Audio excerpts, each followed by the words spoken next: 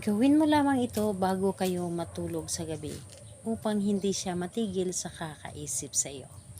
Hello mga guys, kumusta kayo? Panibagong araw, panibagong video na naman tayo. And sa araw na ito ay isa na namang video ang aking ituturo sa inyo na simpleng gabay o simpleng pamamaraan na makakatulong sa atin. At bago ang lahat, gusto ko lang mag-disclaimer sa mga taong hindi naniniwala at hindi gusto ang mga kagaya nitong video. Please skip this video and maghanap kayo ng videos na gustong gusto nyo dahil ang video na ito ay para lamang ito sa mga taong naniniwala and gusto mag-try. Sa lahat po ng mga nagko-comment po dito sa aking video dito sa loob ng aking channel, mag-ingat sa lahat ng mga nagre-reply sa inyo na dinadala kayo sa akin ng WhatsApp in Imo app upang makaiwas po tayo sa scam. Ngayon po ituturo ko sa inyo paano siya hindi matigil sa kakaisip sa iyo or hindi siya makakatulog dahil ikaw lamang ang nilalaman ng kanyang isipan na kahit na ano pa ang gawin niya ay hindi talaga siya makakatulog dahil ikaw lamang ang laging papasok sa kanyang isip. So dito po ay pwede mo itong gawin sa parehas ang kasarian. So, lalo na kapag kayo ay magka-LDR, pwede mo itong gawin sa kanya para wala siyang ibang laman ng kanyang isip kundi ikaw lamang. So, ang dapat nating ihanda dito is sarili lamang natin and wala tayong gagamitin kundi sarili lamang natin.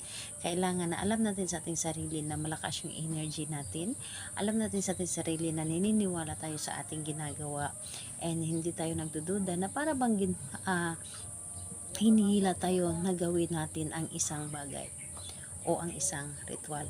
So, ayun po, kapag ready ka na, ay pwede mo na itong umpisahan kapag alam mo na sa iyong sarili na para bang, or alam mo sa iyong sarili na hindi ka nagdududa sa dapat mong gawin. So, ayun po, kapag ikaw ay nasa loob na ng iyong kwarto or nasa loob na or nasa higaan ka na, kahit ikaw ay nakaupo, ikaw ay nakahiga, pwede mo itong gawin. Ang gagawin mo lamang dito, una, titigan mo lamang ang kanyang larawan ng mga ilang segundo. And pagkatapos nun, kapag natitigan mo na ang kanyang larawan ng mga ilang segundo, pumikit ka lamang. Pumikit ka at isipin mo siya ng may buong pagmamahal. Isipin mo siya na walang ibang laman yung isip mo kundi siya lamang at sa puso mo. Then ang gagawin mo, sambitin mo ang kanyang pangalan sa isip lamang. Sa isip lamang.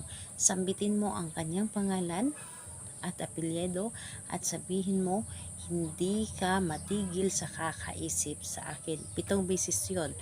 Again po, pangalan, apelyido, hindi ka matigil sa kakaisip sa akin hanggang matapos ang matapos ang 7 ulit. So, ulitin po inyo ng 7 ulit na pagkasambit ng pangalan, apelyido, hindi ka matigil sa kakaisip sa akin. So, ayun po ang inyong gagawin. Ay, i-claim mo talaga sa iyo sarili na yun ang mangyayari para sa kanya. Dahil yun po talaga ang mangyayari o mararamdaman niya. So, ayun po. Pagkatapos nun, idilat mo ang iyong mga mata at pwede mo nang gawin yung iba mong gawin bago ka matulog. So, ayun po. Or talagang papatulog ka na, yun po ang gagawin ninyo. So, kailan ito pwedeng gawin? Gawin ito sa kahit anong araw at oras. Pwede po. Basta malakas lamang ang inyong energy. Napaka-effective nito. Maniwala kayo dahil ito ay lagi kong ginagawa sa aking asawa. So, ayun po. Salamat po sa inyo. Bye-bye everyone. God bless us all.